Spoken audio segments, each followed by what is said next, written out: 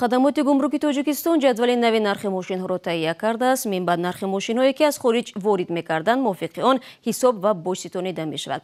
Нархномаи мошинҳо тибқи ҷадвали нав аз нимаи аввали моҳи март ба иҷро даромад. ҳамкорам Абдулло Ашуров навгониҳои гумрук дар расмият дарории мошинҳоро омӯхтааст ва ҳоло бо мо дар студия ва омодаи суҳбат аст.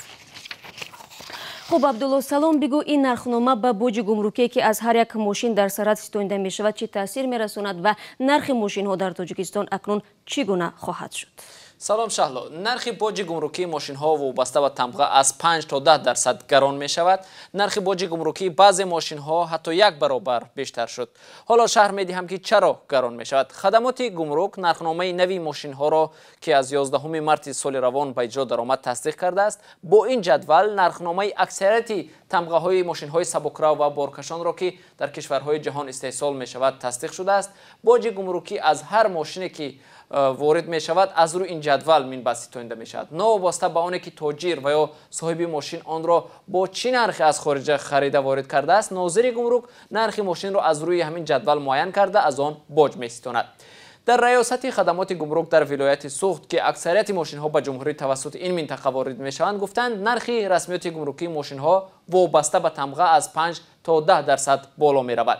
اما تاجران ماشین ها خصوصا آنهایی که از کره جنوبی ماشین های خردی بارکشان نوعی پارتر را وارد می کنند در صحبت با رادیو آزادی گفتند نرخ رسمیات گمرکی یک ماشین به یک بارگی 1 مرتبه بالا رفت.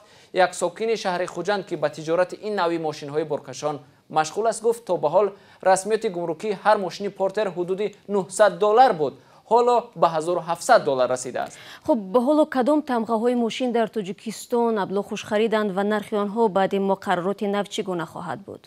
شهلا طی چند سال اخیر ماشین های تمغه های اوپل و مرسدس در تاجیکستان پرخریدار بودند، اما از اول سال 2018 تاجیکستان ورودی ماشین های استحصالی تا 2005 را منع کرد. بیشتری ماشین های اوپل که به تاجیکستان وارد می شدند از سال 2005 کهنه‌تر بودند. از این رو این مقررات به بازار ماشین کمی تغییرات وارد کرد و حالا در برابر اوپل و مرسدس ماشین های تمغه تویوتا ژاپن نیز زیاد وارد می شوند.